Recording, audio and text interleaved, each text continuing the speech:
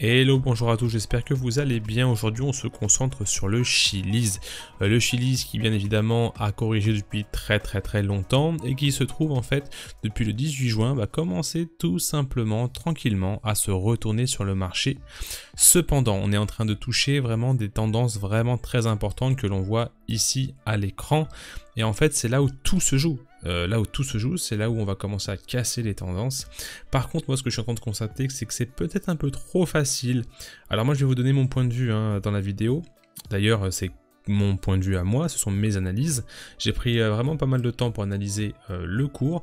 Et ce qu'on va faire aujourd'hui, c'est que je vais vous donner, pour moi, ma vision sur les points d'entrée, les niveaux vraiment d'aspiration, les niveaux qui vont aimanter le prix, et les petits pièges à éviter, parce que le Chiliz, vu la tête qu'il a, je pense qu'il est un petit peu manipulé, je pense qu'il y a pas mal de mouvements qui sont pas naturels, et donc c'est en fait ça qu'il faut être vraiment vigilant pour bien évidemment tenter le up final, après cette correction.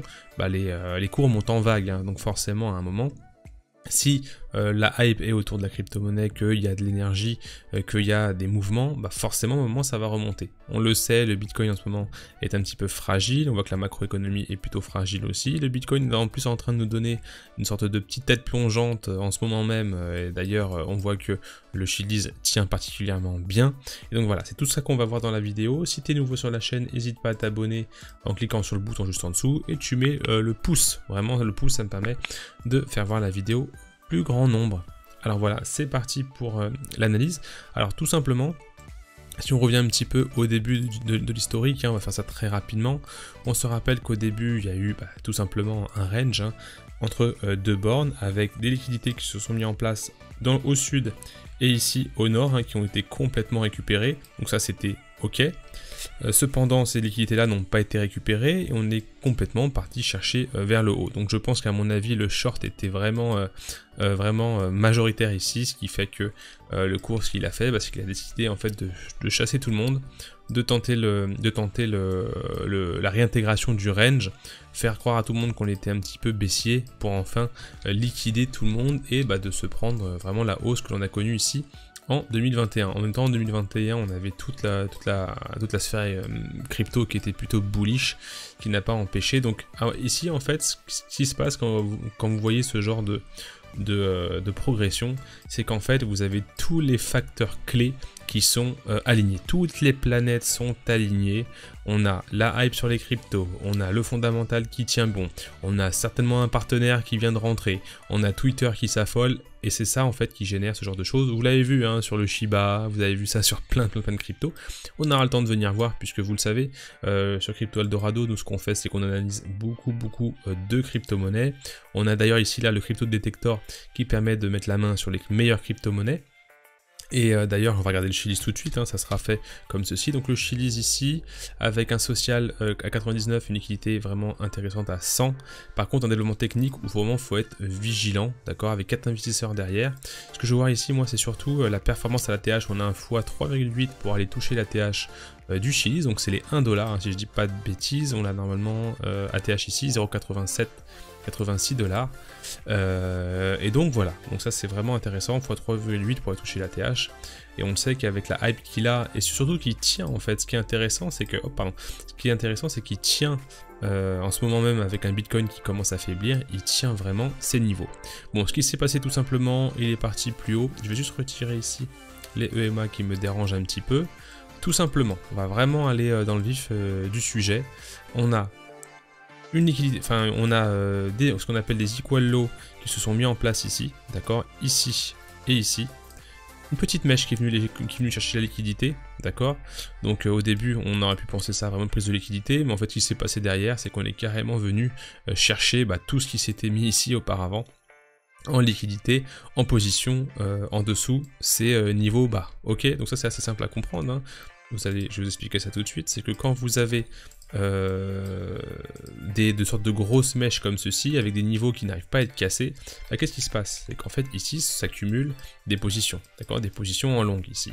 Ce qui s'est passé, c'est que quand d'ailleurs vous avez des liquidités qui se mettent en place et que en plus C'est ça qu'en fait qui est intéressant sur le Chiliz, c'est qu'il y a eu en plus un déséquilibre de marché complètement fou ici. Vous voyez ce nombre de mèches qui montent, ça veut dire qu'il y a des déséquilibres, il y a des niveaux en fait qui sont pas, enfin une sorte de gap en fait de prix qui en fait montre ce qu'on appelle un déséquilibre de marché, d'accord?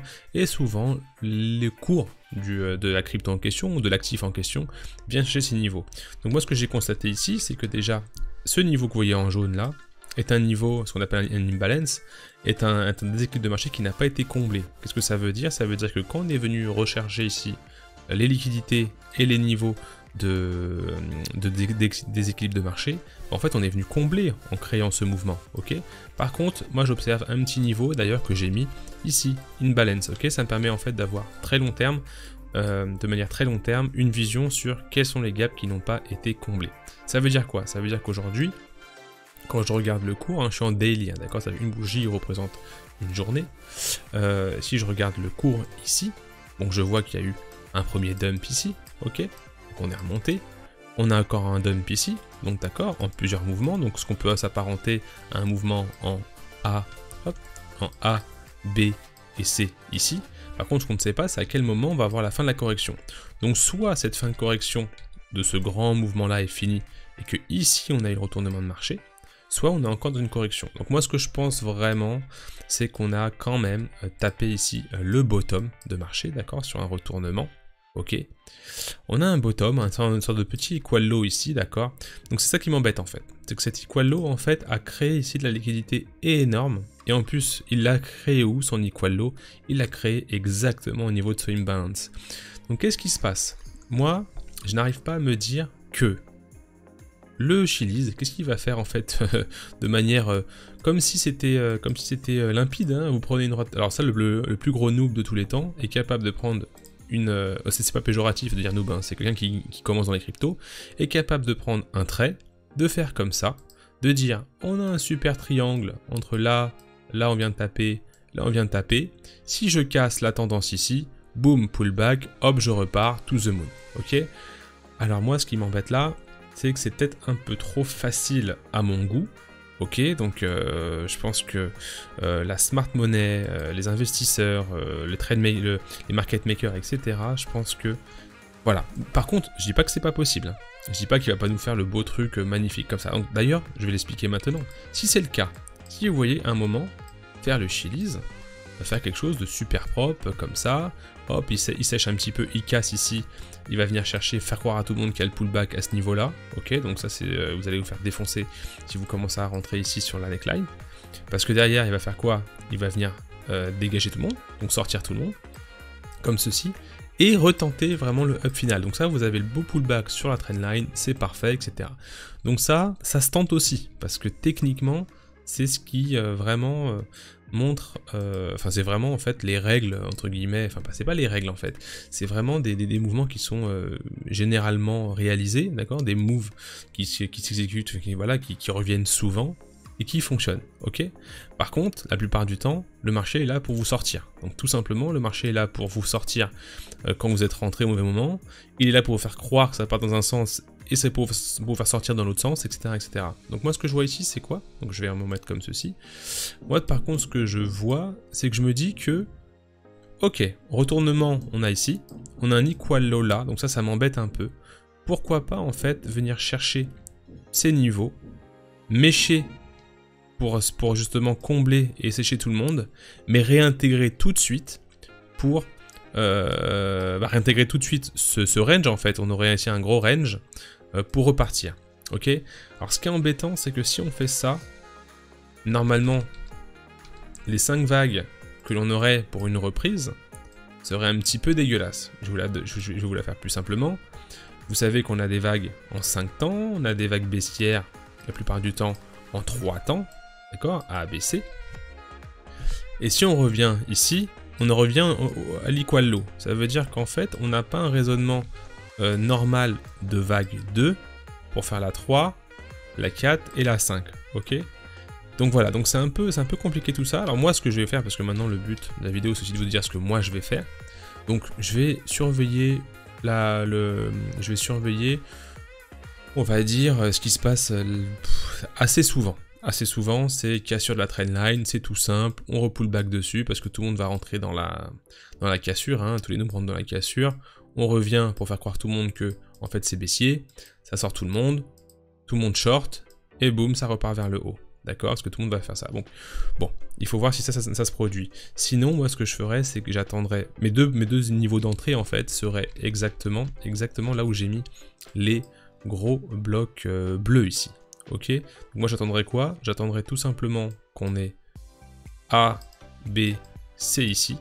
On vient de chercher soit à ce niveau-là, soit à ce niveau-là. D'accord? Ou chercher ce niveau-là pour réintégrer et commencer avec des petits flags à rentrer dans ce genre de choses. Donc moi en fait j'accumulerai, donc là je vais parler aux investisseurs long terme. Donc investisseurs long terme, ça ne veut pas dire que si vous faites pas de DCA, d'ailleurs il faut savoir apprendre à sniper son entrée. Donc là par exemple je t'invite à aller voir en description, il y a pas mal de liens qui te permettent justement de rejoindre la communauté et de commencer à te former si tu as besoin d'apprendre. Tout ce que je raconte ici et surtout beaucoup plus parce qu'il y a plus de 10 heures de formation qui vont t'apprendre à comprendre les marchés des cryptos. Et donc on est en mouvement A, B, C, d'accord, jusque ici. Donc moi je tenterai des entrées ici et ici, surtout pas là, enfin surtout pas dans un truc comme ça où il est en train de faire quelque chose qu'on comprend pas trop, on verra bien. Ça dépend s'il flag ici. Et d'ailleurs si je crois pas trop à cette cassure, c'est parce que regardez, au niveau des volumes, certes ça commence à revenir, mais pour casser pour moi cette trendline et surtout les EMA qui sont derrière, parce qu'il y a aussi de EMA derrière à venir casser, il faut, alors, hop, je vais peut-être mettre la bonne, on a celle-ci où on est un petit peu dessus, et ici, donc pour vraiment commencer à rebondir et à casser tout ça et à partir, il faut que le volume revienne. Là, quand on se met comme ceci, oui, il y a des volumes qui reviennent, mais si on compare au volume qu'on a déjà eu sur le Chiliz, en fait c'est complètement négligeable. Vous voyez ce que je veux dire? Moi je veux voir quelque chose comme ça, sur le Chiliz. Pour l'instant c'est beaucoup trop faible. Alors en plus le Bitcoin est en ce moment en train de tirer un petit peu la tronche. C'est vrai qu'auparavant le Bitcoin était plutôt baissier et que le Chiliz nous a quand même montré des performances assez intéressantes d'ailleurs qui nous ont fait pousser tous les fan club tokens, hein, le PSG, le Real Madrid, etc. etc. Donc voilà, c'est quelque chose qu'il faut vraiment surveiller. J'attends des niveaux plus bas. Et si vraiment on voit qu'il nous fait ce fameux pullback ici, bah, faudra également tenter quelque chose. Par contre, voilà, quelque chose un peu plus correctif, comme ceci, pour repartir. Si on voit qu'il commence un petit peu à créer des petits M comme ceci, à venir casser le niveau des 50%, hein, parce que aussi on a ce Fibonacci entre là et là, à 50% qui est là, qui est en train d'être maintenu, d'accord? Donc ça c'est très positif, donc on peut avoir ce que je vous ai dit avec le pullback et repartir.